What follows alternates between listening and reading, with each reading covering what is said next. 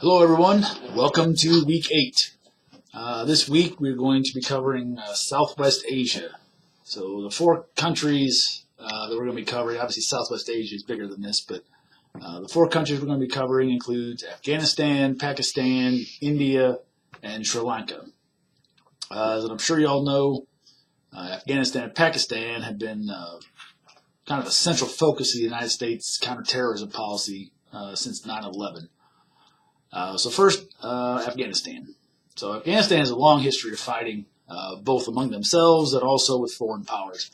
The Soviet Union invaded Afghanistan to try and prop up the communist government there, which then drew the United States into siding with the Mujahideen and trying to defeat the Soviets during the 1980s. So when the United States withdrew in the late 1980s, it left chaos, a power vacuum, and all of those fighters, many of whom were now equipped with United States supplied arms. This was all the subject of Charlie Wilson's War, the movie with Tom Hanks, if you've ever seen it. It's a pretty good movie. I'm not sure that it's all historically accurate, but fairly entertaining. But anyway, back to this. So when the United States pulled out, it left this chaos and power vacuum. Not surprisingly, a civil war broke out. And the most powerful organization that emerged from all of this, from the Civil War, was the Taliban, who was led by Mullah Omar. And what they wanted to do is they wanted to unite all of Afghanistan under a strict interpretation of Islamic law. And by 1996, they pretty much controlled all of Afghanistan when they captured Kabul. And after that, once they had Kabul and pretty much had control of Afghanistan, they invited their old buddy Osama bin Laden back and Al-Qaeda to Afghanistan, and it then served as his base of operations for a number of years, including when he carried out the 9/11 attacks. So then, of course, following those attacks, the United States demanded the Taliban turn over bin Laden. The Taliban obviously refused, which led to the United States then invading Afghanistan. Now, if you look in the book, there's actually a misprint in the book saying that the United States invaded Afghanistan in 2011. It actually happened in 2001. So after the United States beat back the Taliban, they set up a government. US's allies set up a government. But that government had a lot of the same problems that Afghanistan has had, since forever. The parts of Afghanistan just are ungovernable. So a lot of these things, there were other issues, obviously, but some of the issues that plagued Hamid Karzai was stuff that had been plaguing Afghanistan for centuries. So the Taliban got beaten back, and they retreated into the mountains on the Afghan-Pakistan border to regroup. So after they got into the mountains and started regrouping, they increased their attacks between 2001 and 2011. But their attacks pretty much were contained within Afghanistan, where they targeted government officials, troops and installations, NGOs, and other kind of Western targets. The Taliban has used both guerrilla-style attacks as well as terror attacks, but have pretty much stayed in and around Afghanistan because right now they don't really have any broad networks that will allow it to operate outside of Afghanistan. And their whole point was they wanted to rule Afghanistan, so they're really more interested in what's going on in Afghanistan than what's going on in other parts of the world. All right, so then Pakistan. Pakistan has also had quite a bit of trouble with insurgency and terrorism over the years. Pakistan is interesting. They've had both civilian governments, they've had military dictatorships, both throughout its history, on and off. Sometimes both at the same time. It's really been, the government situation there has really been interesting over time. And additionally, they have this conflict with India over the Kashmir territory. So that's also had a pretty big impact on Pakistan and terror, to the point where Pakistan has fought several wars with India over the years and continually views India as an existential threat that could at any time break out into war between the two countries. Because of that, Pakistan supports separatist groups in the Kashmir region, which carry out attacks. So in some ways, Pakistan is exporting terror, government supported. So after 9/11, the United States went to Pakistan and pretty much gave them an ultimatum. They pretty much said, look, you're either with us or you're against us, and we're going to give you some cash and stuff if you let us operate in and around Pakistan. So within Pakistan, there's several terrorist groups that are operating in Pakistan. The first is Lashkar-e-Taiba, I hope I said that right, or LET. It's the largest and most effective group operating in the Kashmir region. They have been supported by the Pakistani government for quite a while because they carried out attacks against Indian interests. But they have expanded and do have ties to Al-Qaeda and the Taliban, and have expanded their repertoire to include Pakistani and other Western targets.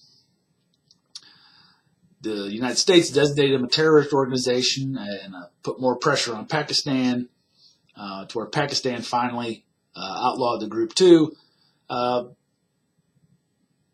But it didn't really make any difference. The group changed their name.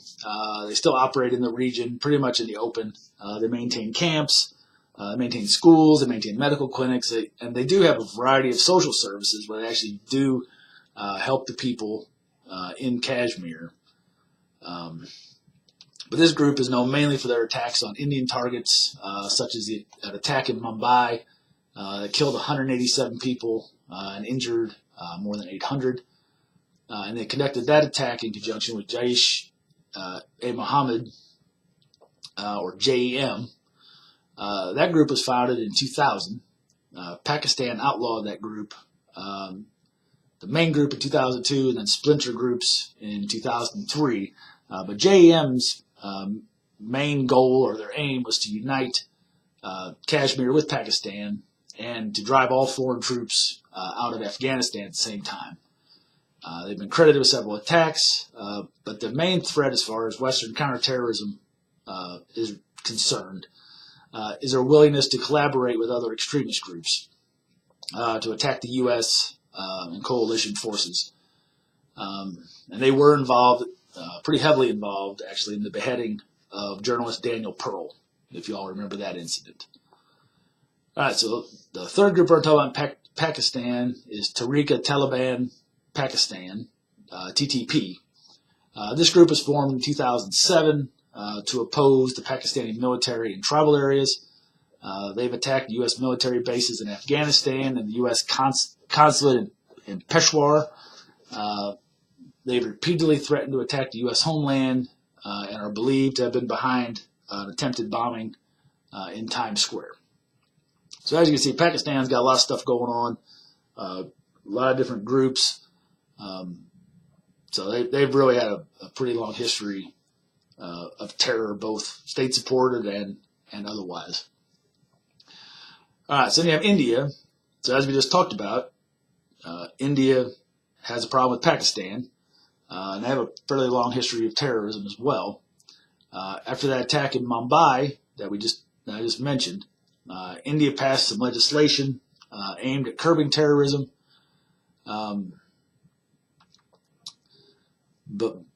And most of their terrorism does revolve around Kashmir and Pakistan, but they do have some other domestic religious separatist group and a Marxist leftist group that they're dealing with as well. The first is the Naxalites, and that's the name for the Communist Party of India. They follow a Maoist version of communism, and they attack police stations, factories, government officials, multinational corporations. India considers them to be the greatest internal threat to India because they're known for using improvised explosives. They attack stuff like transportation infrastructure. One of their most highly publicized attacks was a 3-day attack where they attacked railways and railroad officials. They also orchestrated a train derailment where they killed 147 people.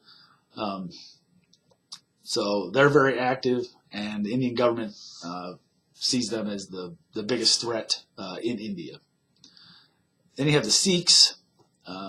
They're in the Punjab region of India. Sikhs it's a very old religious order, and what they wanted was a separate state in Punjab that they could govern as a religious territory. Well, the British didn't let that happen when they were in charge, and then the Indian government didn't do it because they didn't want a religious territory within a secular state. So what they did is they essentially they separated the Punjab into 3 regions under Sikh control, but that wasn't enough, and some Sikhs were still pretty angry, and that led to some violent clashes. A group of Sikhs took over a temple, and Indian troops came in and pretty much killed all of them. And then Indira Gandhi was assassinated in retaliation for the actions of those troops. So then you had some more rioting after that, and about 3,000 Sikhs were killed, which this then sparked other violent clashes or other attacks,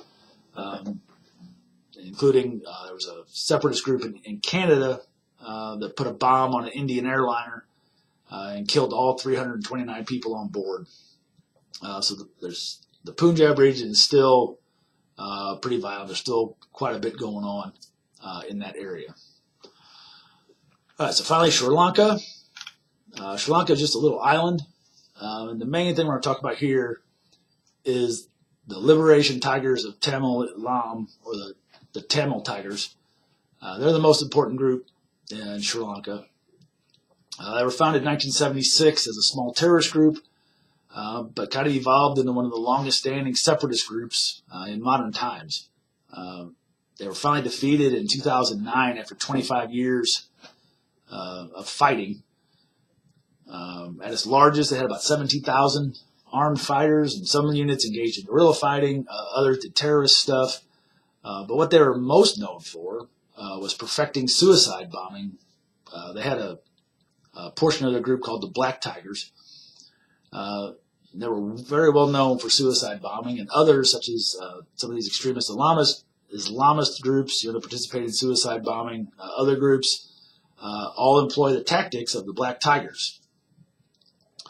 So at one point, the Sri Lankan government and the Tigers negotiated a ceasefire, but after the ceasefire failed, the Sri Lankan government went all in and routed the Tamil Tigers, and then any survivors fled the island.